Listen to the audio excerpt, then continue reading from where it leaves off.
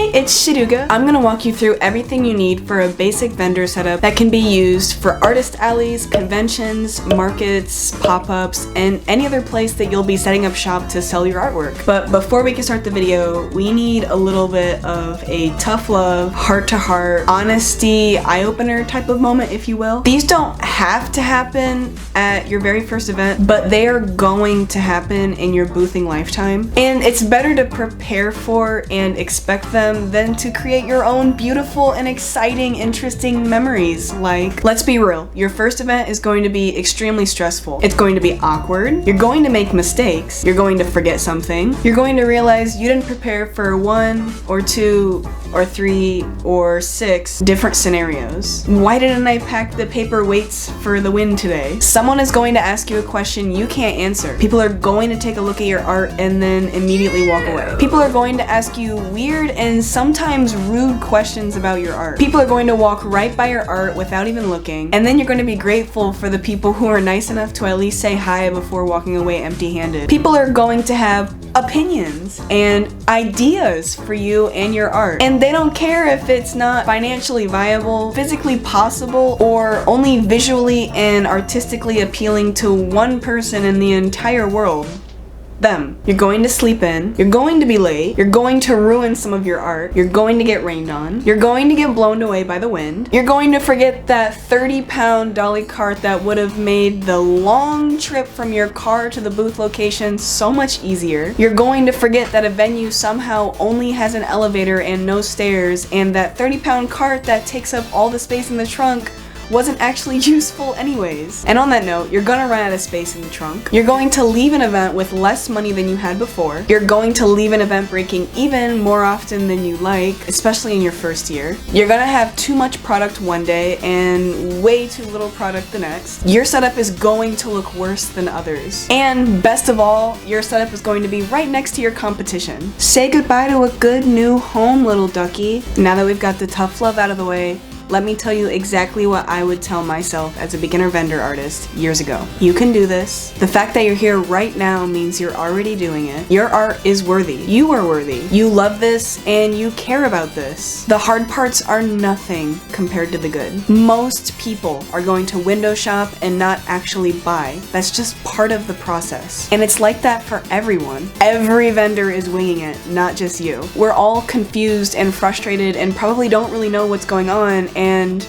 are probably lying if we say we aren't. Now, before we actually get started, I have to lay down some groundwork. There are rules to creating a coherent beginner setup, and I have 3 of them just for you. Rule 1, be thrifty. I'm talking Facebook Marketplace, Etsy, Craigslist, eBay, thrift stores. Be thrifty. Thrifting is ideal for big furniture like tables, chairs, and grid walls. Thrifting is also crucial for finding those statement pieces that really make your booth stand apart from all the others and create an environment that the customer can get sucked into. But we'll save that for later. That's rule 3. As a beginner, what you lack in money, you must make up for in time. Sometimes spending that extra 2 hours digging through the Goodwill bins is what's going to really set your booth apart from the next one, and it will score you more bang for your buck than if you had just bought the damn thing at the original price online. You don't have that luxury as a beginner vendor to just buy everything that you need to make your setup look crisp, so you need to make up for that with your time. And you need to be crafty because this shit gets expensive real quick. Rule number 2, be cheap. I'm talking Amazon, Etsy again, local stores, and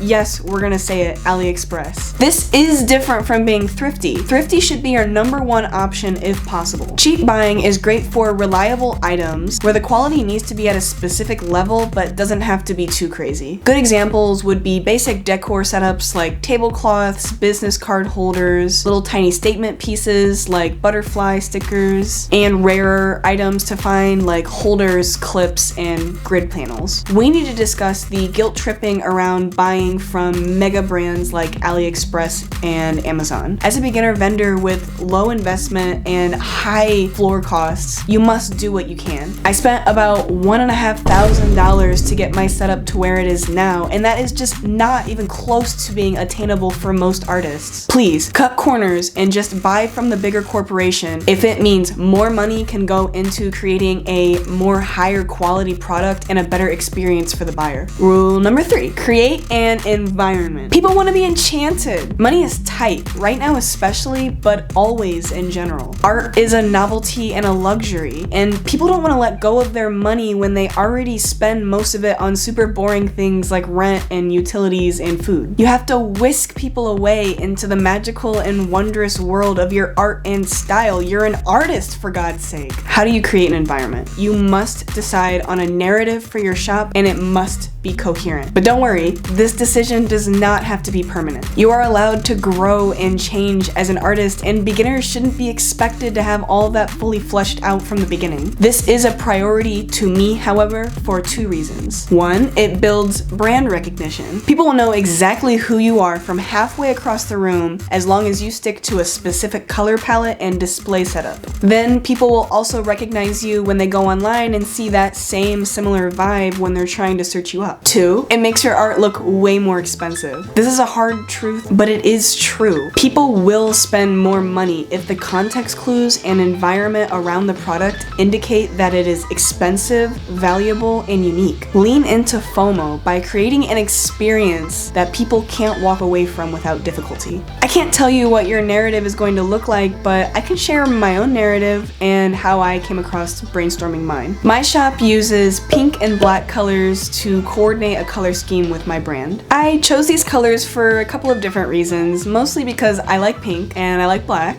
but it's not a color scheme that's used very often, and that makes it more distinct. It gives me a leg up in looking more unique, and it's a fun color combination that signals out to a specific demographic. It's also pretty efficiently associated with specific fandoms like Monster High and more counterculture scenes such as alternative and punk fashion and aesthetics. It's more likely to attract a specific demographic, my demographic. My shop tries to blend a little bit of a creepy and cute aesthetic with the pink and black. With my pink color scheme, I love to decorate with butterflies, hearts, stars, and string lights everywhere. There's a black foundation underneath all of that pink in my lace tablecloth, the foundation of the tables, and my grid panels, and that combined with my black and white line art drawings helps to add complexity and dimension to an otherwise 2D girly pink setup. So now you might be wondering, how did I even come up with my setup to begin with? And after searching long and hard on Google, I found my magnum opus, Pinterest, of course. If you're an artist, you probably already use Pinterest, and it's kind of a no-brainer to use that to brainstorm some ideas. But I will say, it's actually kind of hard to find resources for Artist Alley setups. I would check Instagram, Pinterest, Google, YouTube, anything I could find to find inspiration for setups, and it's difficult to find some setups outside of the basic outdoor setup or the super expensive looking Artist Alley setup. A lot of people vending at local affairs and other places that aren't really too huge and ostentatious don't tend to post their setups online, so it can be kind of hard to figure out what a setup should look like, especially if you've never visited a market before. I will say, by far, Pinterest has given me the most ideas and continues to give me plenty of ideas that I would love to use for future setups. Your setup does not have to be permanent. It doesn't have to be perfect the first time, and it probably shouldn't. You can always learn from each setup and other people's setups to make yours even better. Now that we've got our foundation of expectations out of the way, I'm gonna walk you through some of the basic things that you'll need for any sort of setup, from an indoor setup to an outdoor setup, along with miscellaneous items and things that you might need behind the counter, so to say. Then I'll answer some questions that you guys asked me to address in this video and give you some basic etiquette and experience tips and advice that might also be helpful for your first experience. But let's start with the first thing that you need for any event. It's obviously the products. If you don't already know what you want to sell, how do you figure it out? You have to consider 3 things: your art style, your target audience, and the event demographic. Art style is pretty self-explanatory. Do you make anime booby art or do you make resin earrings?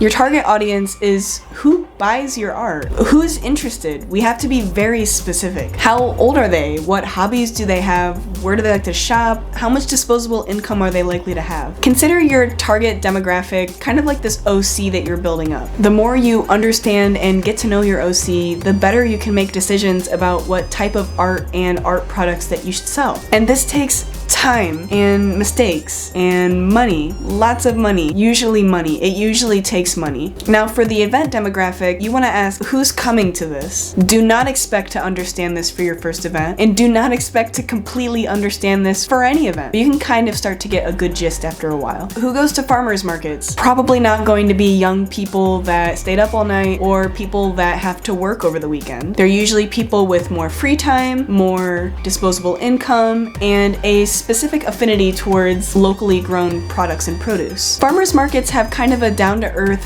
fresh, earthy vibe to it as well. So hentai art probably won't sell very well there.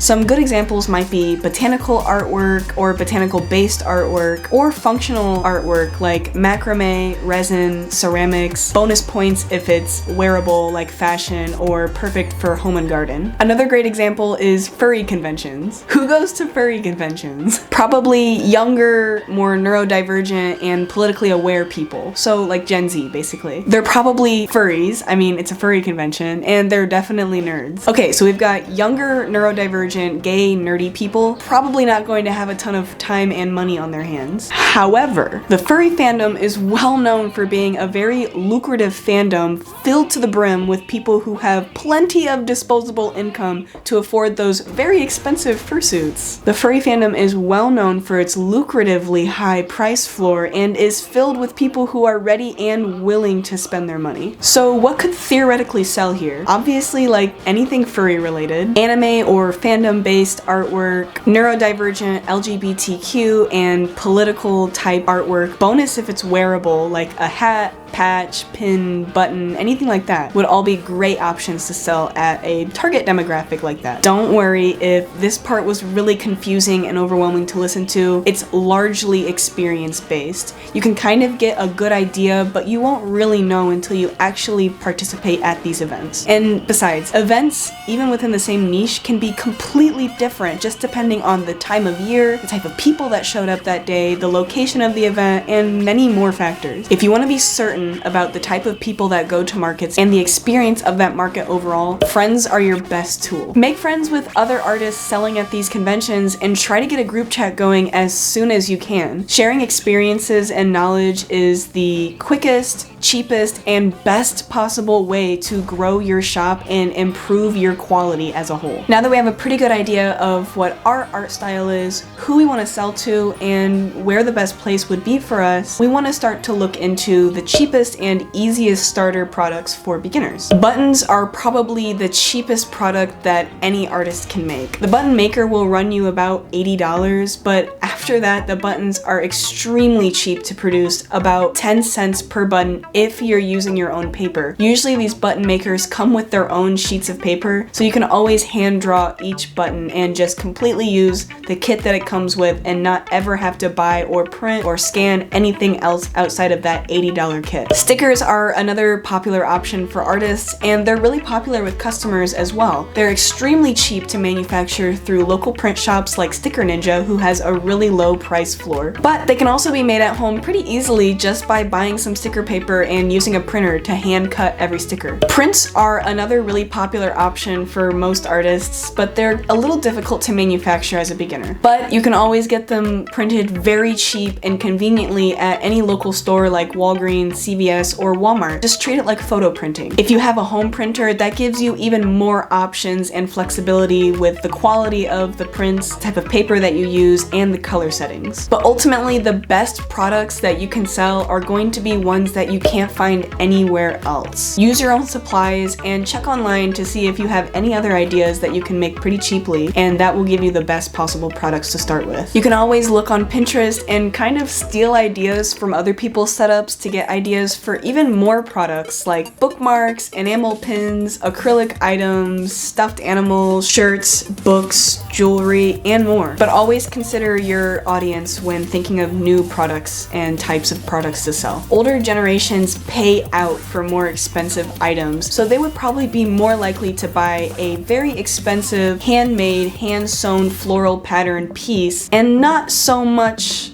prefer to buy the print that everybody else can buy. Teens at an anime convention, however, have much less disposable income. They've already had their parents make them pay for the tickets, the Ubers, the hotel stay, and more, so they're probably not going to want to spend huge amounts of money on original paintings. They're probably going to want to walk around and buy buttons and stickers to try to get the most bang for their buck with whatever money they have left. Okay, we've got the event, we've got the audience, we've got the products. Now, how do we get our setup started? What I'm going to describe is not necessarily the cheapest, the prettiest, or potentially the best setup that you can find out there. I'm just one person with one experience. I also value a compromise between price and quality, and am willing to pay more for my booth setup if it means it's going to look that much better. This is the setup I would recommend to myself as a beginner artist, with a compromise between attainability and quality. But always do your research, check other videos, check other artist setups, and just look into it a little bit more to figure out what the best setup for you is going to be. This will give you the most unique look possible. The best kinds of artists and entrepreneurs take what they learn from multiple sources of information and create a new hybrid blend of that to create something even better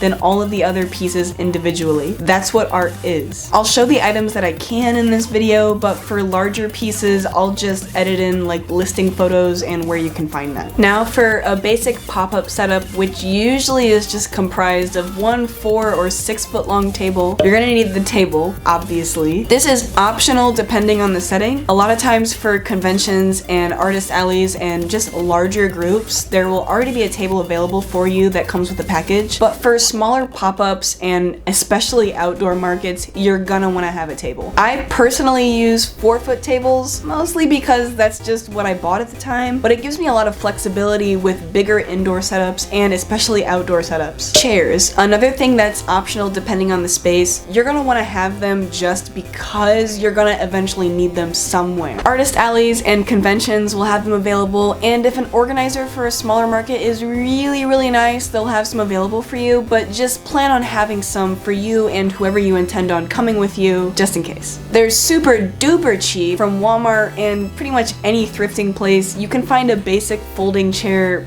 anywhere. Tablecloths are absolutely necessary. No matter what market or pop-up that you're doing, you are going to have to bring your own tablecloth. Spandex tablecloths are my personal favorite, and they are my standard go-to for any sort of booth setup because they just look the most professional to me, and they stand up the most against environmental conditions like wind and basic wrinkling. They just look super professional, and they're super cheap too, like $12 for one 6 foot tablecloth. It's like so nice. Grid panels are somewhat necessary, more necessary for 2D artists and people who want to display large amounts of prints. I have my grid panels right here. Let me just pull some examples of it so I can show you guys how they work. So grid panels are kind of like a more cheap and versatile version of grid walls, or like a PVC photo backdrop setup. They're comprised of like a bunch of, metal grates. They're usually just labeled as like grid organizers for the home. They're so flexible and versatile in all these uses. They connect at their ends using one of these joints. You can see that it has connections at these 4 different points on top, but there's also connections on the 4 different crevices in the side. So you're able to join these horizontally and vertically. I think I mixed that up. This is obviously horizontally. It's getting late. You can see how this could be used for a multitude of different setups. It's all limited to your imagination and the space confines. Here's just a basic connection that I made here. You can see that I could pretty easily make like a box out of this and even make it go taller if I want to, or wider depending on my needs. Super efficient, super cheap too, and they've been very sturdy and reliable in my experience. Now again, these are mostly good for people who are selling tons of stickers and prints and just need more levels to their space rather than just the flat one table. It's kind of necessary and kind of not. I highly recommend it as a quintessential beginner cheap setup. I really recommend that you have have grid panels specifically. They're super transportable. All you need to do is just throw them into any average tote bag, and they're pretty lightweight, so you can just carry them around wherever you go. You don't have to worry about space limitations in your trunk or the length of your car. It also has a extremely easy setup time compared to other setups, and time is money when you are working at these events. You really don't want to be setting up for 4 hours if you don't have to. So those are all the mandatory setup pieces that I highly recommend for a beginner setup, just the bare minimum of what you need for a basic indoor 6-foot table setup. Here are some additional optional items that I would recommend having, but are not necessary if you're especially low on money and time and just really want to get a very basic setup going. First of all, grid wall clips. They are these very simple mechanisms that are great for setup that has grids involved, like whether that be grid panels, grid walls, anything with a grid in it. These are perfect for that. Super easy. You don't have to worry about any adhesives or bungee cords or any sort of extra displays that you might need just to show off the product. The clips are super cheap and super easy to find. A price sheet is also super helpful for your booth if you want to cohesively show off all the different prices for everything in your shop at once. That's another thing that I needed to mention too. No matter how many times you show a customer what a product's price is, they're not going to understand what the price is. So the more ways that you can show them what something costs, the better for your sanity. Trust me. I'm also currently in the process of making my own price sheet, and we'll be making that next week. So I don't have my own personal example to show you, but I can show you what I've been using for the past year. I have a Cricut machine, and that's how I tend to make my buttons and stickers. I use some pink construction paper and I cut out some hearts and stars, and then I laminated them and cut them out in the right shape, added all the information that I would need to display throughout my booth setup on these cute little hearts and stars. All I needed was lamination sheets and the construction paper. I use a Sharpie to write on the lamination sheet. Water will not damage it. I can easily reuse these for any other purpose that I might need in the shop just by using some alcohol to wipe off the Sharpie. The next somewhat optional thing that you're gonna want to have in your booth is something to describe your booth. Different types of displays across the booth that communicate what types of payment you take, a little bit about your shop, or any other details that a customer might want to know about your shop at face value is great to have on hand. Some of the things that I keep on my display is, all of these are laminated by the way. I learned the very hard way to laminate everything, especially if you plan on going to an outdoor event. I keep a display of the payments that I take. We can see here we've got like a good example of the grid wall clips.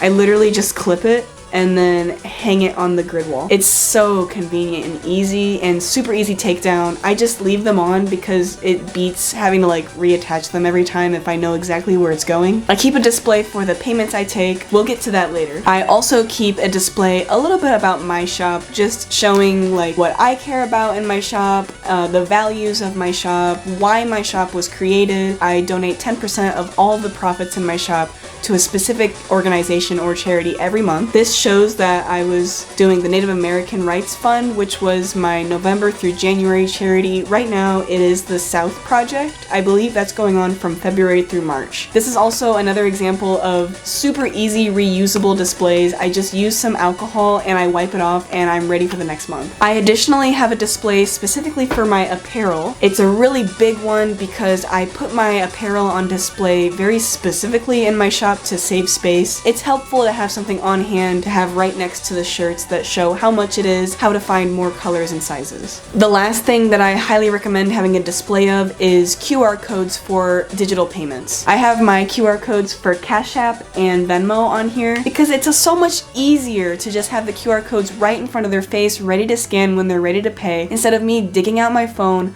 pulling out the QR code, having to deal with brightness, having to deal with someone else pulling out their phone, getting out their QR codes. No, I just have the QR code available right there, and anybody who wants to pay using Venmo or Cash App can just scan it and send me the money. It's just that easy. Another thing you might want to have on display are business card holders.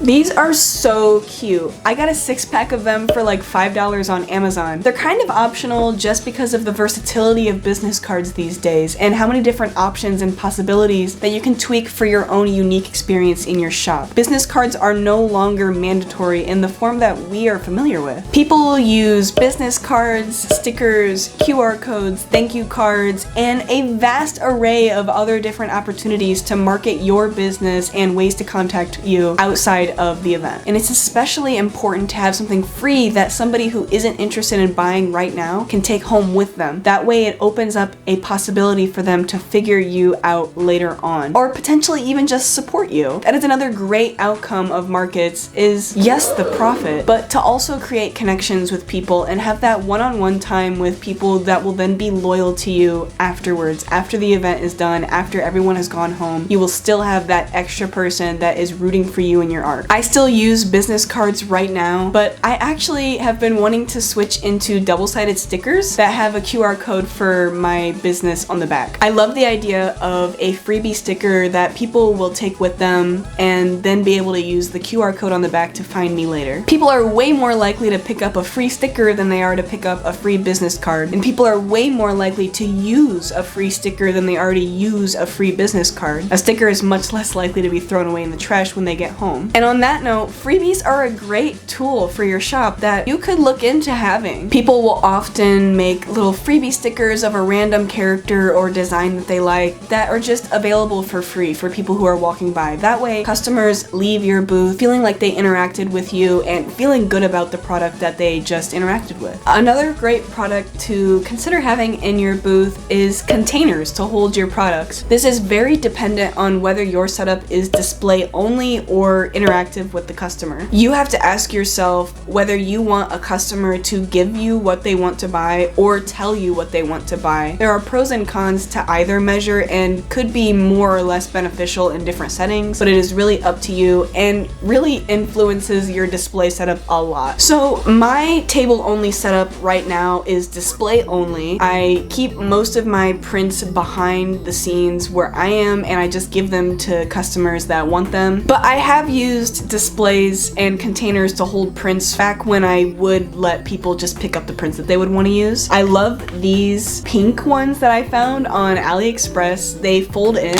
and it's like super easy to fold them back out. So it makes storage so much better, and it's a pretty good size for holding both large and small prints. I also used to use these heart containers, also from AliExpress, to hold my buttons, and that was back before I had 30 or 40 different button designs, so now I keep them in their own acrylic display, but we'll get to that later. I used to use this for buttons, and now they don't really have so much of a use for me, but I'll use them occasionally if I have a pop-up that I am leaving alone for a couple of weeks that's going to be standalone by itself, or other miscellaneous displays where I might need a use for a container like this. I actually went through my closet and pulled this out for you guys. We finally got to it. The way I organize my buttons are in a specific acrylic organizer that I found on Amazon. I then commissioned a friend to add that beautiful pink gradient that you see with the resin on the bottom. It was completely clear beforehand, and now it just really shows off my brand the way I like it to. Oh my god, it's so beautiful!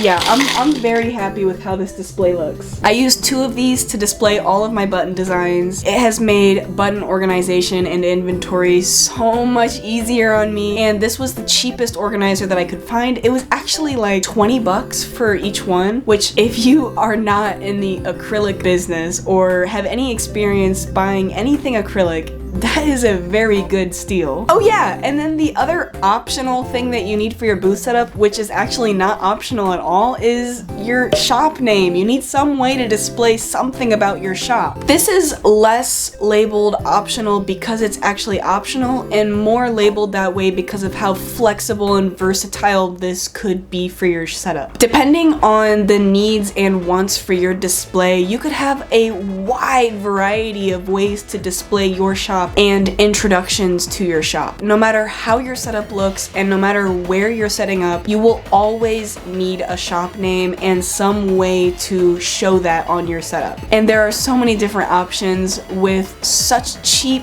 ways to make a beautiful design. Some examples are a simple handmade sign, a display that you print out and put into an acrylic displayer, a chalkboard with some information about your socials, a custom ordered table runner, a vinyl banner, either handmade or custom made. It really is just up to how much time and money you have to put into it. People will take Shaduga a little bit more seriously than they'll take Juliana's art because of the absurdity of that name and it being uniquely linked to my art and nothing else. Whoa, okay, we finally got through the bare minimum essentials that you would need for any setup, but especially a 6-foot single table basic setup. Now we're going to discuss a little bit more of a complex indoor setup, such as like an 8x5 foot space. Everything above of course applies, but you get way more creativity and space to spare this time. Space is one of your biggest enemies in a display because you are constantly having to compromise between fitting as many products as you can into one finite space and trying not to overwhelm your potential buyer into not even wanting to look at your art. Buyers want choices, otherwise the space will bore them and turn them away if they even look at it to begin with. But they don't want too many choices or else it will overwhelm them and also turn them away. Basic indoor spaces that aren't just a 4 or 6 foot table are usually somewhere in between 5 to 8 feet by roughly 6 feet. It's great for setups that need more than one table or a clothing rack, but you get the added benefit of creating a space instead of just having a table. You also get all of the benefits of being inside with this space as opposed to being outside, being exposed to the elements with a larger outdoor space. Take advantage of the extra space that you're given with these setups to create an experience for your buyer. Think thrift stores or antique malls.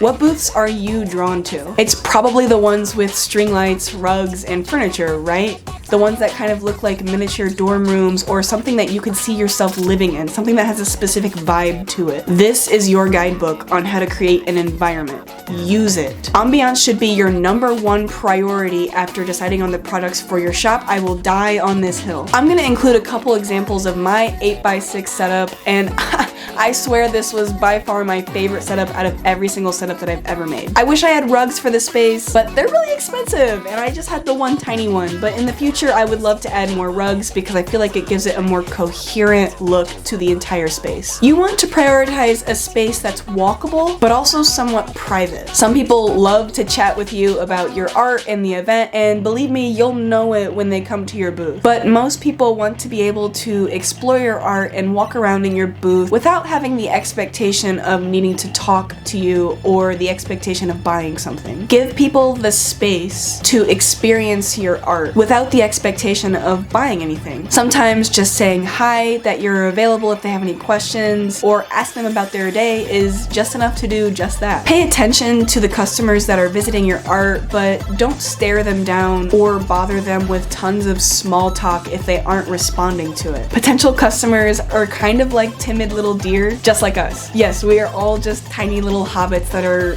too terrified to speak to each other. It's okay. So again, those were some basic extra ideas to take into consideration if you have the luxury of an extra amount of space in your indoor setup. Now I think we should talk about outdoor setups with a 10x10 space. Everything above obviously applies, but now you have abundant creativity and space to work with. This is probably the best setup for people that have large or interactive types of artwork that they want to share with their audience. It's great for artists who are selling large 3D pieces like ceramics or sculptures, or for artists that sell clothing and apparel, or for artists that sell really large original paintings. But this amount of space is also kind of a nightmare for smaller artists, beginner artists, and artists with 2D medium like smaller prints or smaller 3D mediums like ceramics and resin art. It's expensive to fill up a space that large and make it look full. Everything that I mentioned so far for products can be used in an outdoor setup, but there are some products exclusively for outdoor use that you must have if you are vending outdoors. The first is canopy, obviously. You obviously are going to want a canopy for your art. Not to mention the effects of sun and elements on your art. You're probably going to need a canopy just because of how markets work. This will also be the only item in this entire video that I highly recommend you splurging your money on. Everything else can absolutely be found cheaper or can be thrifted or be made at home, but don't fuck with canopies. They have to endure wind, rain, sun, overnight weather, heat, cold, uneven ground, and just general wear and tear and hazardous conditions that you will never experience with an indoor setup. Splurge. I am begging you to splurge, please. I use a Euramax canopy and haven't had really any major issues with it after using it for almost a year straight of almost weekly events outdoors. It was $300 though. It was by far the most expensive part of my entire setup, and it was worth every single dollar. You can get canopies from Walmart for like 60 bucks,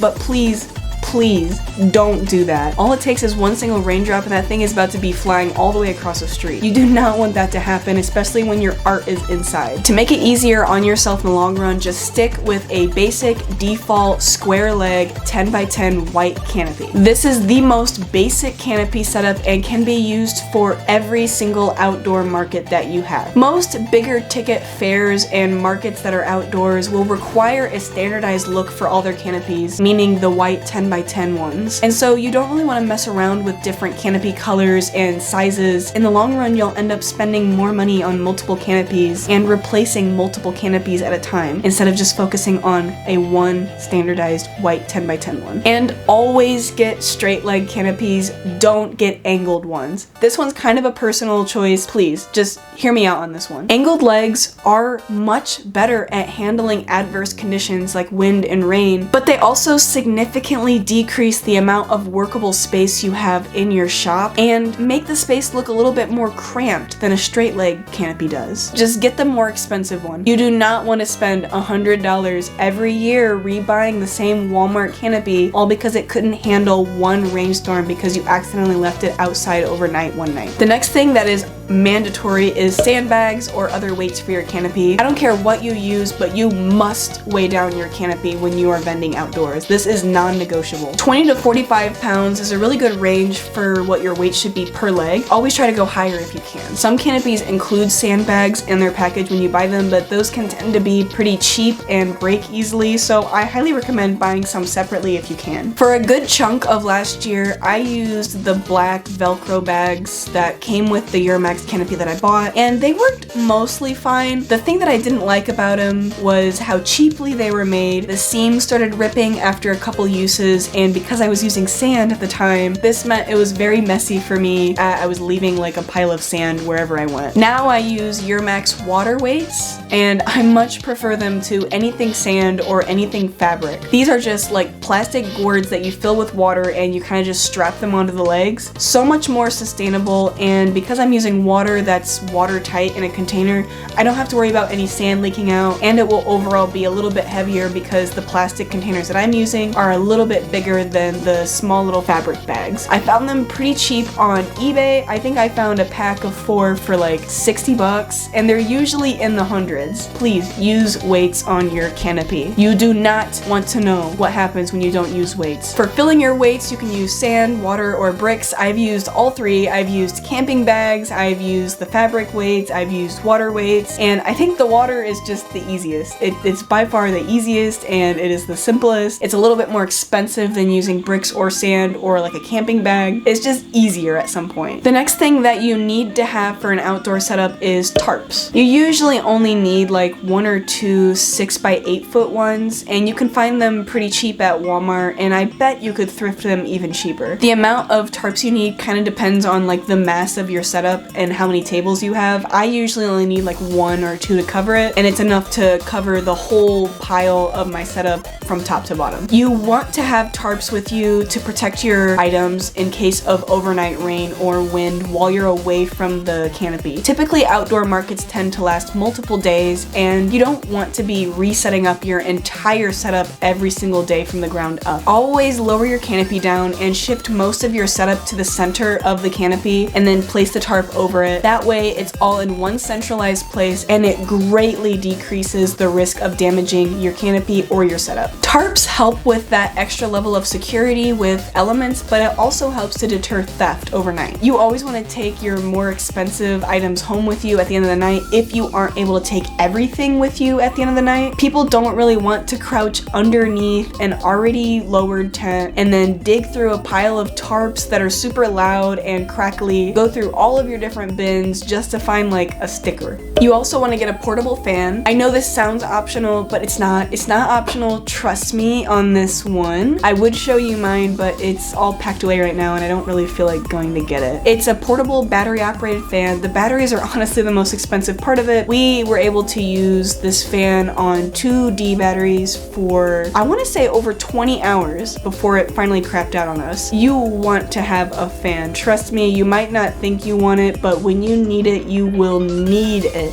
So please, just have one with you. The general gist to understand with an outdoor setup is that no matter how much you prepare, no matter what you think the weather is going to be, it is always, always, always going to be rainy and windy. So plan accordingly. Expect the worst. You're gonna thank me later. So now that we've got the basics of each type of setup that you might encounter with conventions and artist alleys, I kind of wanted to go over some optional setups that really are the fun part about vending, as well as some basic tips and etiquette to be aware of when you're interacting in that space. First of all, we have to handle payment. I'm sure you guys have been waiting this whole time to listen to this. We're getting into it right now, okay? Payment is obviously very important. Let's talk about it right now. This is going to be your lifesaver at any event. You must have a card reader. I see so many artists and vendors that do PayPal, Cash App, and Venmo only. Please don't do this. It is so unprofessional. I love having a wide amount of payment options for people so that way I can accommodate every need. Please, please have a card reader. It is so awkward to meet that one person that really, really loves your art but only has a card with them. That is really awkward, and it is free, by the way. Did I mention that? You should have this. It is free. You need to have this. Square readers are like this portable little POS system. If you haven't seen them already, they're probably like the iPad shaped things at every coffee shop that you go to. The ones that we have are these portable square readers. You basically just plug this into your phone. I just plug it in and swipe it. And yes, this one is the iPhone adapter. I did not have to pay for an adapter. You can get ones with aux cords, you can get ones with iPhone ones. Your first one is always free. The only thing that you need to keep in mind with Square is that one, it will only take online payments when you have Wi-Fi or data enabled. So if you don't have access to Wi-Fi or data, we'll get to that topic later. If you don't have Wi-Fi or data, you can still take payments with Square, but it will be offline payments. Otherwise, the only other thing to know with the Square readers is that they do take a processing fee. It's about 3% plus 30 cents per transaction, which in the grand scheme of things is not big at all, especially when you enable tips at the end. That's my big brain strat. I just enable optional tips at the end of a purchase, and 9 times out of 10, people will add a tip, usually a significant one, that more than covers the processing fee for Square. So, you know, just a little free little tidbit of knowledge right there. Super easy thing. People don't have to give a tip, but they usually like to anyways because they're supporting an artist. But yeah, have a Square reader, please. It'll save you. Some other alternate forms of digital payment that you could take are Venmo, PayPal, and Cash App. I personally only use Venmo and Cash App. I don't use PayPal. I find that PayPal's fees are a little too steep for me, and Venmo and Cash App is kind of an easy way to like not have the fees. It's a little bit of like a legal loophole, so don't brag about that. And I think that they're kind of hammering down on that a little bit more recently, so just be careful with that. But in general, with Cash App and Venmo, it's an easy way to take payments without having to worry about having another corporation take more of your money from you. And besides, it's free to have those too, and some people have either one or the other, so it's good to just have both on your phone available for those people. You don't want to have a conversation with someone who only has Cash App and doesn't have Venmo when you only use Venmo. It's free to have both, so just have them on your phone. Another thing that I highly recommend having available is cash for payments. I keep all of my cash for cash payments in my little fanny pack. It's so cute. Of course I had to get a pink one. I actually don't wear this. My partner Jake wears it and he looks so cute in it. We keep all of our cash in here. It is very important to have cash available. A lot of the times with these smaller craft markets and pop-up events, people kind of assume that you can only spend cash there. Even now in this age where payment is easier than ever before, you will always have a customer that wants to pay with cash. So it's very important to have that with you. And luckily it's pretty easy to get that going. So looking inside my little fanny pouch, you see that I'm raking in the dough. I keep, wow, I never thought I would do this pose before. I keep 10s, 5s, and 1s on me, and I'll show you guys the ratio breakdown that I do for my own shop. But first, I'm going to heavily dissuade you from coins. Please, it is going to give you so much of a headache later on. Just adjust your prices so that anytime anybody is paying you, you will know it's always at a flat dollar fee. You don't need to have your stickers be $3.50, just make them $4. I incorporate tax, processing fees, production costs, all of that into the cost of the product. That way I don't have to charge sales tax whenever I'm remitting a payment. This makes it easy on me, so when someone buys a $10 print, all they have to do is pay $10. That $10 includes everything that I need to make that print, as well as any potential processing fees through something like Square or PayPal. It covers all of that in one flat $10 price. So when I was first researching cash and payment for markets, I was very overwhelmed with the idea of bringing cash. I mean, first of all, if you're trying to sell your art, you probably don't have a lot of money, like just making like a guess off the noggin. You do need to have a reservoir of cash available exclusively for cash payments. There's $100 right here in my hand. It's $100 that I donated to this fanny pack. I will never get this $100 back until I am done vending at markets. I will always keep this $100 in here. Consider it a donation to your business. You are going to want to keep a stock of a specific amount of money in your pack. Do not put the burden on yourself to have to come up with this money every time you have an event. Just don't do it. Just have a specific amount of money set aside for that aspect of your business at all times. What I do is keep 3 or 4 10s, usually 3. People usually tend to either pay with 20s or with exact change, so you want to be prepared for both of those and have some standards for what types of payment you'll accept. I don't accept $100 bills, and I rarely accept $50 bills. I try to stick with $20 bills or lower, so I don't have to go and exchange out the $50 or $100 bill to break it up and have that available for other people. I try to keep anywhere between 6 and 8 5s on me, and I always keep somewhere between $30 to $50 in 1s. 1s are by far the most amount of change that you're going to be dealing back out to people, so you want to be sure that you have as much 1s as you can keep with you. So when I deal with my finances at the end of each event, I will take cash separately from digital transactions, and I will figure out, how much money I made in addition to the $100, and then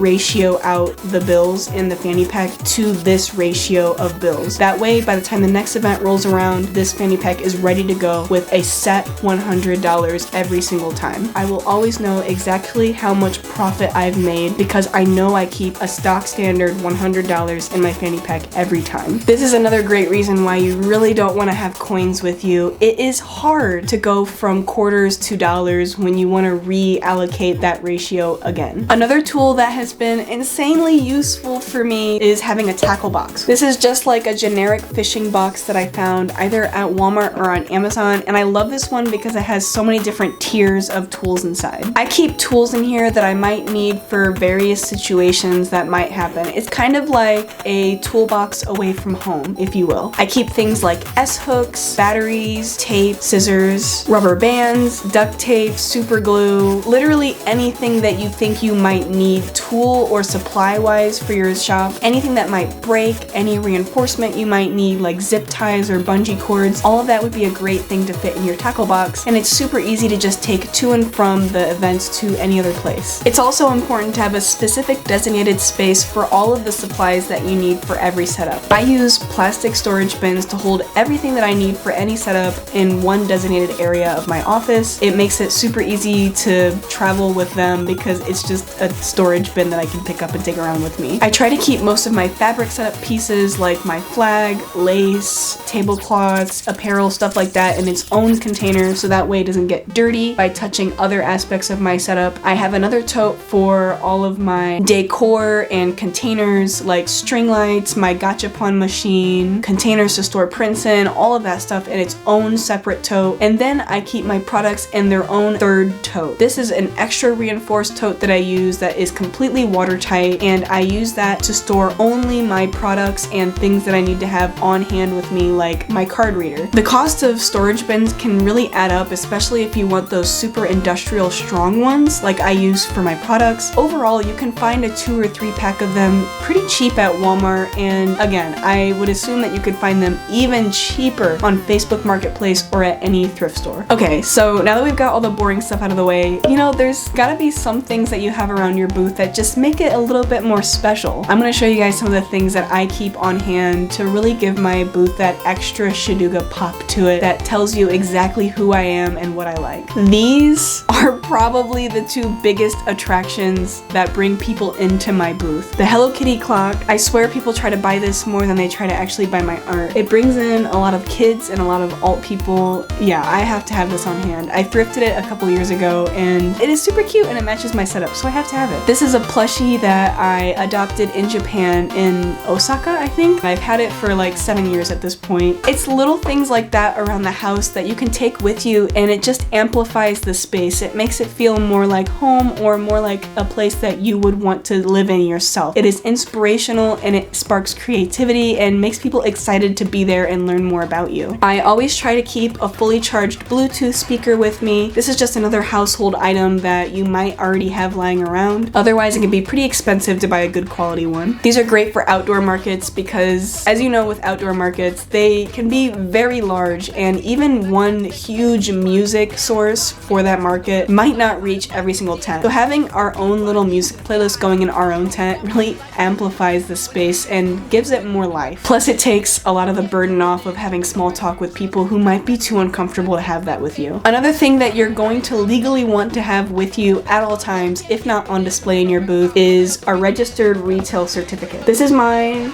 I got it a couple years ago. If you are trying to make money off of your art, you have to be certified to take sales tax. That's just law. You always want to be remitting sales tax on items that you can't remit sales tax on automatically. But when you're selling products in person using cash or using Venmo, you are not remitting sales tax, and that is illegal in all states. I would highly recommend checking with your local state and see what their recommendations and requirements are for sales tax with your business. Always consider yourself a freelance artist or a sole proprietorship. Always look at the sole proprietorship requirements to see what you need to be certified in and have with you when you're selling. Super easy process though, I will say. It is not as intimidating as it sounds. I also keep tons of these little tiny butterflies.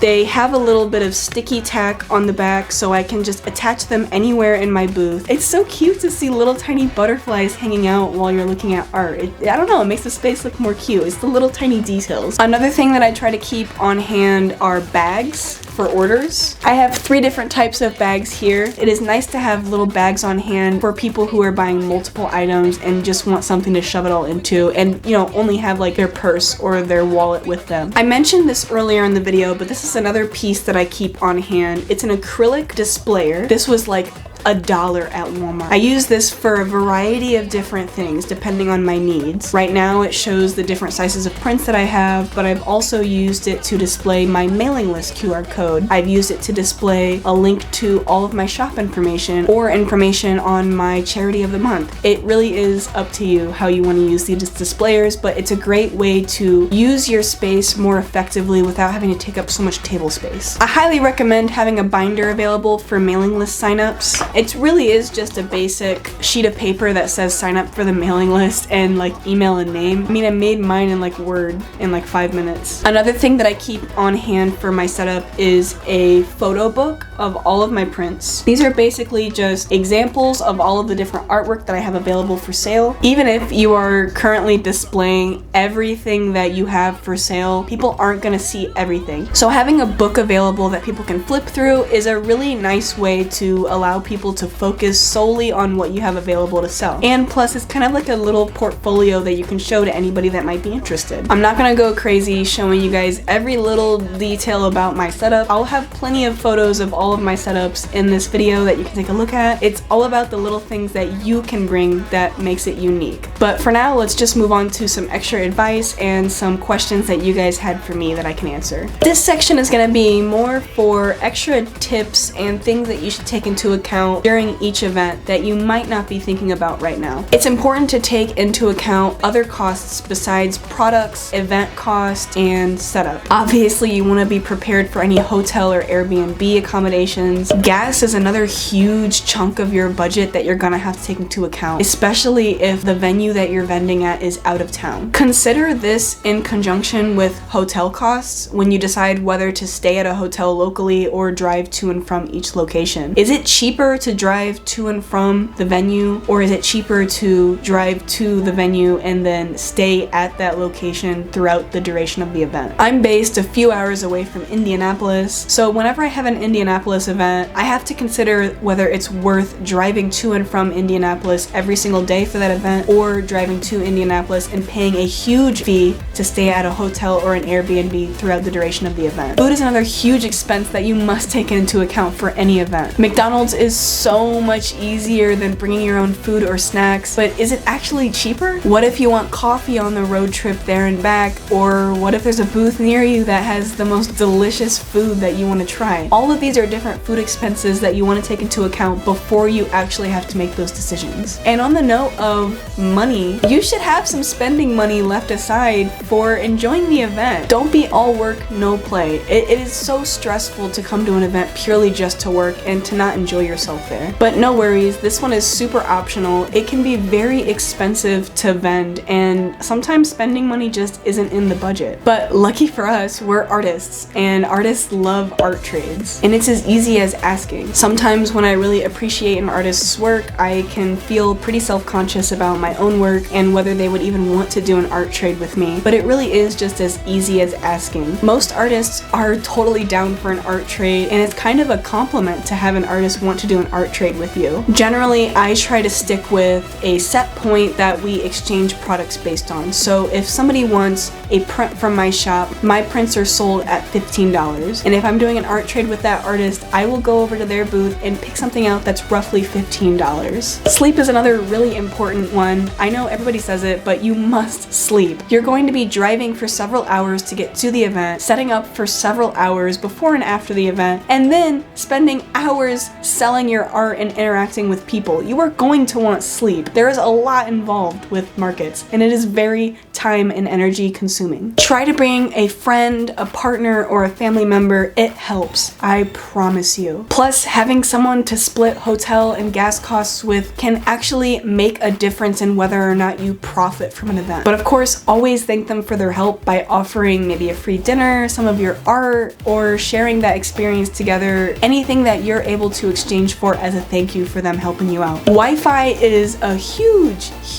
issue with so many of these events. It is very easy to assume that because you will be in an indoor venue or because you will be at a huge community event with tons of vendors, that Wi-Fi will just be kind of a given. Wi-Fi is essential for processing payments like Venmo, Cash App, or Square. But unfortunately, a lot, if not most of events, especially outdoor ones, will not have Wi-Fi available for you. You need Wi-Fi or data for online payments, and because data can be so expensive, that should be another significant expense that you need to take into consideration. Accommodate for costs with data and plan to use data at every event. Eventually, over time, you'll get a good idea at figuring out how much data roughly costs for each event. Another thing that is super helpful for all of these events is packing like a little mini essentials bag to keep on hand with you. Kind of think of it as like a carry-on bag for an airplane. What is everything that you might need to get through 3 hours of driving, 2 hours of setup, and 8 hours of customer service. Snacks, water, napkin, sanitizer, masks, all of that just to name a few. Another thing that really worried me when I first started with vending was dealing with the other vendors at the event. It's easy to see them as competition or as more experienced players in the field, and that can really intimidate you away from interacting and making friends with them. But vendors really are like a little family for every event, or the right ones will be. And you should make a point of saying hi to your neighbors if you can. They are going to be the ones that watch your booth while you eat or pee or go shop, and they're going to expect the same camaraderie from you. And also, networking,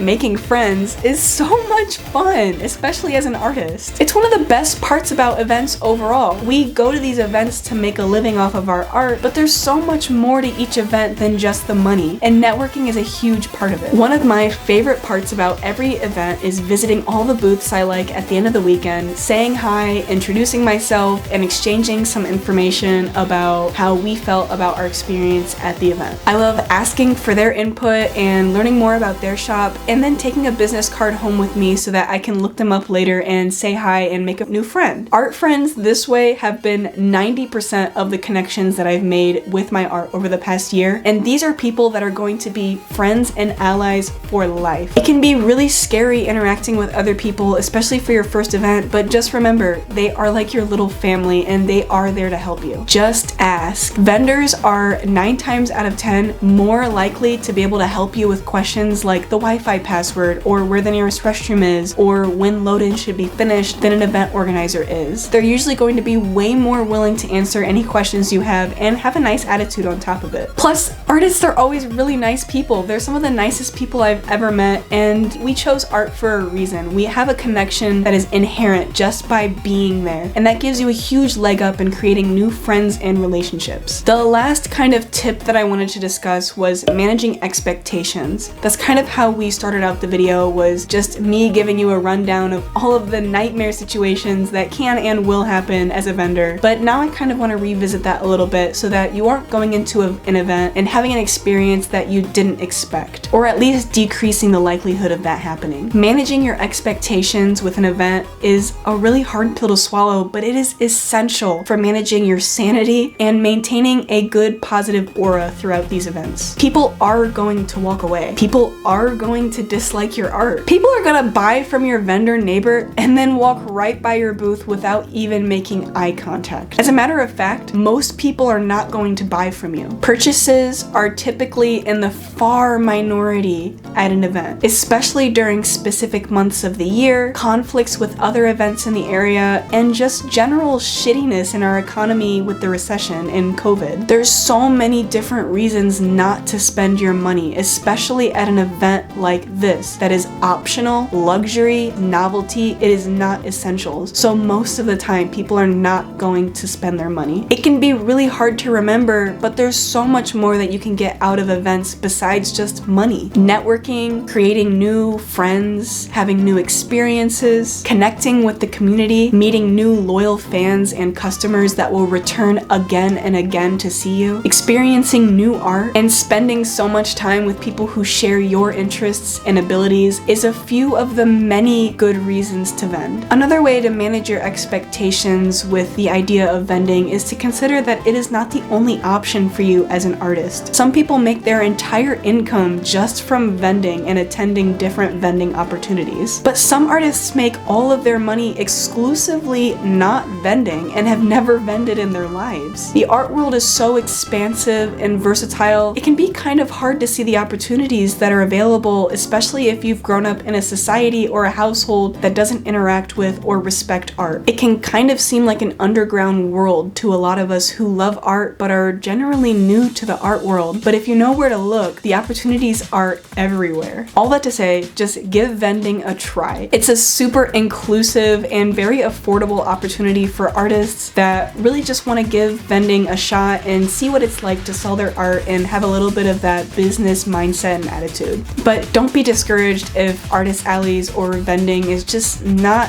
what's right for you right now, or if it's something that you just don't like doing. Experience will make you so much more successful than pickiness and fear ever will, even if you never vend ever again. But now I wanted to go over some of the questions that you guys asked me. I asked you guys what your most burning questions are with vending, and I love the questions that I got and I would love to answer them right now. So the first question that I got says, do you make pieces especially for that event or try to stock basic pieces that you can have at any event? I do try to stockpile pieces that I use at each event, but I do think that this depends on the artist and the type of medium and the demographic that you're going for. For most of my experience with vending, I've sold a stockpile of every design that I had because that was all I had. I was just getting started and I had maybe 8 different print designs and like 3 sticker designs and maybe 12 button designs. So I needed to have everything I could all at once every time. But now, as I've spent more time developing new products and really streamlining the stuff that I have available for sale, I'm able to create kind of a narrative for my shop. I can have more exclusive color palettes, more exclusive products, and things that kind of come in and out depending on the season or my need for that event. That's what I would recommend for an artist, is to just start with what you have and stockpile that, and then go from there and see what you find works best with your shop. I don't sell my original pieces. It is an intentional decision with my shop due to the business model that I am enforcing right now. My shop really values inclusivity and accessibility, and my target demographic is younger, neurodivergent, and LGBTQ kids who are not going to have money. Those kids love art and they love my art, but they don't have money for original paintings and huge pieces that are super expensive and cost a lot of money to make and produce. I want to provide accessible art that is extremely high quality to that demographic of people that can't afford other higher quality art pieces. Depending on what you want to sell, where you want to sell it, and who you want to sell it to, original paintings might be perfect for you. But for my specific situation and what my brand values, I try to stick with lower cost goods like stickers, buttons, and art prints so that I'm more accessible to my own demographic. The next question says, how do you decide what to bring at each event? Is it based on the event itself? Do you change your products to fit the market, or do you bring a little bit of everything? My response to this question is to tailor the markets you apply to your art, not the other way around. I would not recommend tailoring your art products to the market that you're vending at until you get to a good place where you have a great selection of possible products to choose from. I do not want to add the stress of creating pieces for a specific market when I'm not sure if those products will even sell yet. So I would much rather pick out markets that more accurately fit the products that I'm selling than try to do extra work of creating new products without any idea of how they will perform yet. When I'm looking for events to vend at, I'm going to stay away specifically from farmers markets or artisan events or fine art fairs, because those aren't typically places where I would find my target demographic. If I were to make pieces for those markets, I would be spending so much time creating an exclusive catalog that is only available for that type of demographic. I'm essentially building up my brand all over again for every market. It's easier for me to look for opportunities that are based on grassroots organizations, tailored towards younger audiences, or pertaining to a specific subject like anime. That would way more effectively sell my products and give me a better understanding of my demographic. However, I do think this question was also pretty similar to the first one in choosing which products to bring to an event. I think for most beginners, bringing whatever you have is going to do you better than if you brought less. I think at the beginning, you should try to sell the best art that you can find and be more cutthroat from there. The next question was, how do you find an event to apply for? Honestly, over half of it is just from networking. All of my experience in the local craft market in the Midwest and what vendors I know to look for and who to avoid came from reaching out to specific artists in my area. I started DMing local artists that I knew were in roughly my area, and then getting to know them and asking them about their experience with vending. A lot of the time, artists are so willing to share their experiences and love sharing information. It creates a communal wealth of knowledge that everyone can draw from to make this space even better for everybody. I've always found a positive experience in asking for help. Honestly, in finding local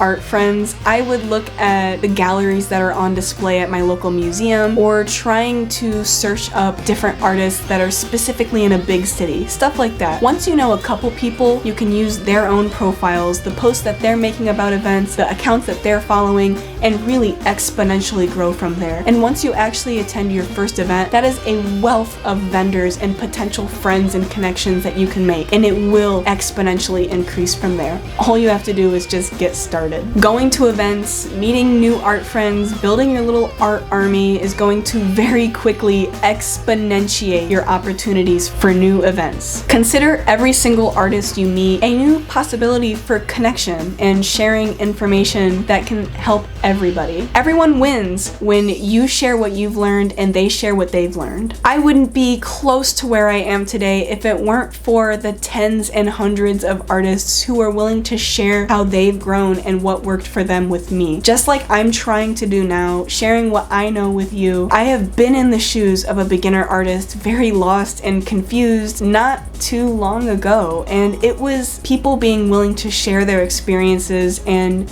be an artist is what really helped me learn more about what could be effective in this space. Around the midsummer of last year, so about 8 months ago at this point, I had a pretty large group of artists that I knew from around the Midwest area. I was noticing that there was a lot of information overlap in these small little groups. I would have a group of friends that I had met in Indy talking about some events that a small group of friends in Fort Wayne were also talking about. And it made me think about how much overlap there could be if we had a shared way to communicate. Most people are taking events that they see on their own feed and sharing it on their Instagram stories or sharing it to their own friends to try and get everybody to know about it. So around that time, I started a group chat of about maybe 20 people, and it was filled with a ton of different vendors from across the Midwest area that were interested in learning more about growing on social media and expanding their business. From there, that group chat has exponentially grown. I think there's almost 100 people in there over the past 8 months, and they are constantly sharing new opportunities in the area, asking other vendors what their experience was like at this market, updating people about a negative or positive experience they had with an organizer, and communicating a little bit more about fees, past experiences, and other tips to keep in mind when you're in that area. It is irrefutably essential as an artist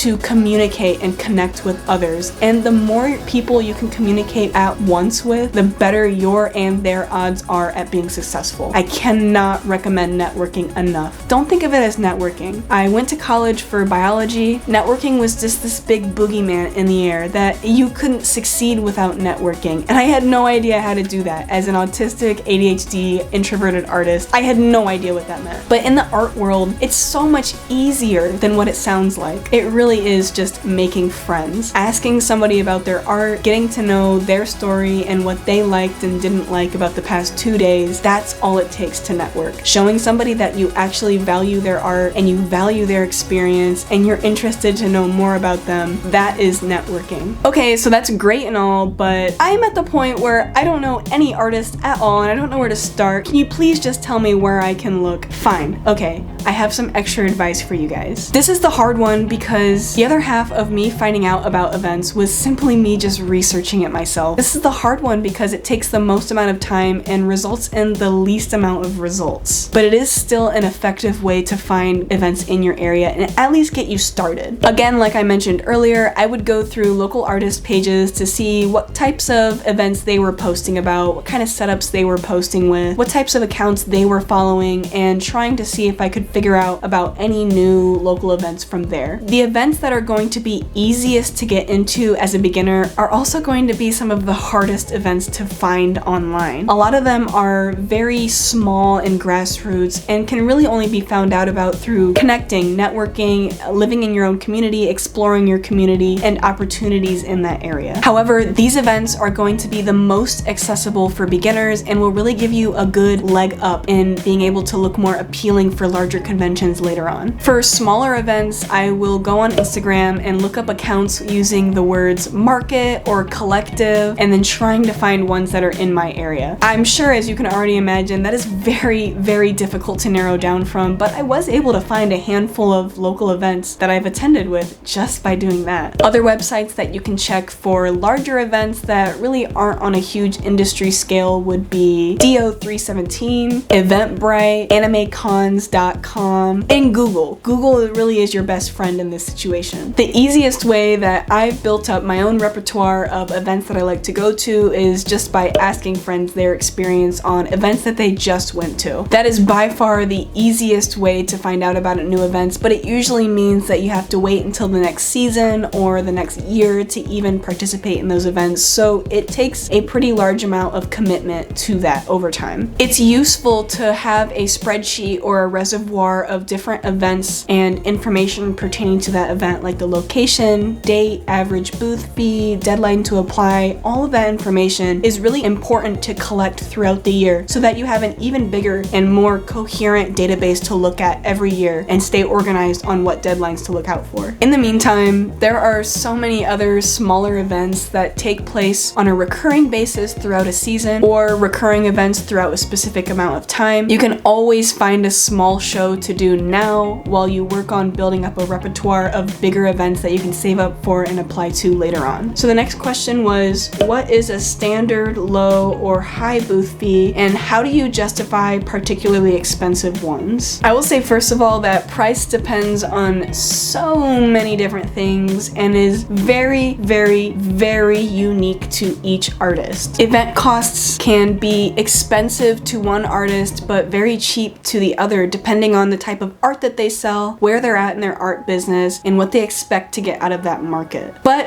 to make things a little simpler, I'll walk you through my own process for working through which events that I choose to apply for and don't apply for. I tend to group different types of pop-ups into different levels in my head. Smaller events that take place with maybe 1 to 10 different artists, very, very, very small pop-up, I try to stay away from now as an artist simply because they are less profitable for the amount of time that's put in. There aren't a ton of community events in my area, so I would usually have to drive at least an hour out of town in order to attend any of these pop-ups, and so it can be difficult to justify that low of a price floor. But in general, you can assume that the more expensive a booth is, the more money you will be able to make off of it. When I see a booth fee, I anticipate making at least as much of that back, plus about half of it more. Pretty low expectations. But using that as a general guideline for you can be really helpful in managing your expectations and which events to look out for. Based on that logic, the more expensive booths are going to be the ones that you should be prioritizing in the end game. But that's not necessarily the case depending on your intentions. If you are exclusively intending on making money, then you are really going to want to focus on the big ticket items and really have the products to hold up to the weight of that expensive booth fee. If you are really invested in networking, being a community-based art shop, working with specific demographics, a smaller shop with lower income, a way more complex and fulfilling experience attached to it might be a better option for you. I expect conventions and expos to have a booth fee of around $300 to $600, which is a pretty expensive deposit on a theoretical financial gain. I am very sparing with those events that I attend. With events that are closer to the $50 to $200 range for a booth fee, I anticipate that there will be a significant amount of traffic, but it is not necessarily like huge event. It's probably going to be a pop-up event at a brewery or a local destination spot, and it will be more of a local group of people that attend a lot of these community-based events. Bigger expos and conventions are going to have a large amount of traffic that comes specifically for that event, but the smaller the event is, the more likely it is that you're going to be interacting with the general community of people that are out strolling for the day or exploring their town for a day, something more casual. So therefore you would expect less income from that. Another thing to take into consideration is themed events. Themed events tend to bring in a lot more of a very specific demographic and can offer way more income for a much lower booth price. When I go to specifically queer-based events or specifically anime-themed events that are smaller, I can anticipate a smaller booth fee of around $30 to $100, but I can expect a highly specific target audience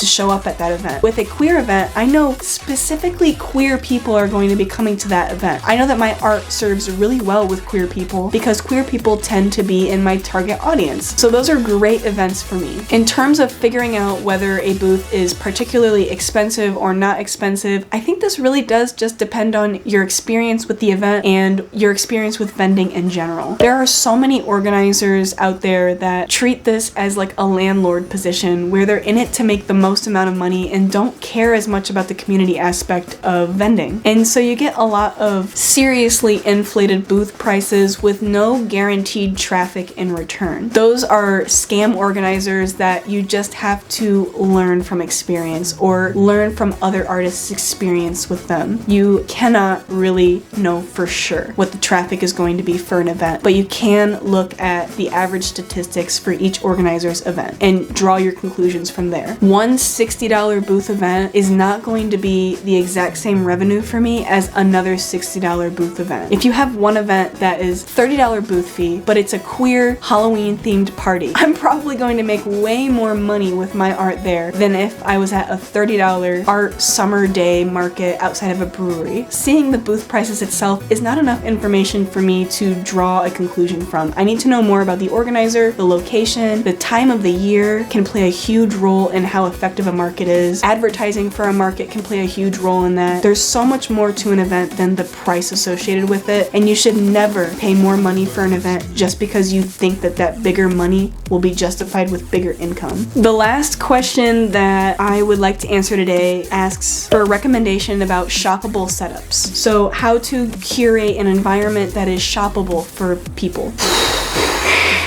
Oh my god, I've been filming for hours. When curating your vendor or booth layout, it is crucial to think about your layout from the perspective of a customer. One of the big reasons why I used these heart containers to show my buttons early on was because I knew people like to touch things that are out. People want to put their hands in a big bowl of beads and move it around. And when they touch something, they want to pick it up and look at it. And when they pick it up and look at it, they're 10 times more likely to buy it than if they just walked right by and didn't even look at it. Thinking about it from the buyer's perspective is crucial in cultivating a setup that will bring you more income. Most of the time, it's not about your art. You can have the highest quality art available, but if the environment you're at just doesn't match your art, the people coming to the event just don't match your aesthetic, you're not going to make money, even if it's the best art that you can make. It's not about your art. It's about the context clues, and we can work with the context clues. I always keep my buttons on display because they are the highest volume of sales that I ever get in a market. People love cheap things, and when I offer my buttons at $2 each or $5 for 5, people are much more likely to buy 5 buttons than one $2 button. When I'm cultivating my display setup, I'm always going to prioritize higher volume items like my buttons and my gachapon because they're more interactive with the customer and help to cultivate a more personal experience for them. I'm not going to focus so much on having all of my prints in one bucket because it takes up space that could otherwise be used to advertise my buttons that make more money for me. Additionally, when I'm setting on a booth layout and a setup, I want to provide a more private experience like I mentioned earlier in the video. When you have more space to work with, like an indoor setup that's 8 by 5 feet, you want to use that space. If you don't have to have a table only setup, don't have a table only setup. Have tables set aside that people can individually look at privately so that you can stay at your own table and interact with them as they feel comfortable with. That way they have a nice balance of interacting with the artist while also being able to privately enjoy that art themselves. This encourages people to interact more with the art, to create a more personal bond to it, and to make it more difficult for them to walk away. It's important to prioritize which things you have on display since you have so many time and space confinements when you're working with any booth layout. I talked about this a little bit earlier in the video when we mentioned the different types of setups that you can have. After a certain point, it can become confusing to a buyer what's for sale and what's for decoration. So choosing your decoration options wisely will ultimately give you the best and most shoppable experience for that customer. The space is not supposed to take away from your products. The space is supposed to accentuate and highlight your products. Some other quick tips that can instantly make your display more shoppable is to have the right height for your tables. You don't want tables that are like your average grill backyard table height, because people are gonna have to crouch over in order to look at your products. They're associating that negative emotion with your art. You want to make it as comfortable and leisurely and easy as possible for a customer to see your products. Have you ever heard of the impulse aisle in a store? Every shop has it. At the checkout section, they always have these acrylic bins stuffed with chapstick, cheap candy, and other little items like planners and Sudoku that you just can't help but buy because it's right there in front of your face while you're checking out. What are people going to be spending most of their time at in my booth? It might be more important to put easier buys right there. If people are coming up to look at my photo book and skim through the book and look at all the different prints that I have to offer, maybe I'll put my button display right next to it because it will be in their periphery just waiting for them next. Or maybe I'll put a gachapon right next to that book because it's an interactive game that they can play with that they notice out of the corner of their eyes while they're looking at the books. I feel like I said this a million times in this video. It's all experience based. There are some basic guidelines that I can give you to give you the best possible start, but there's only so much that you can start with. You're going to fail, and accepting that and working with that and embracing it is going to ultimately turn you into the most unstoppable convention artist there is. Okay, I have a feeling this is gonna be like a really long video,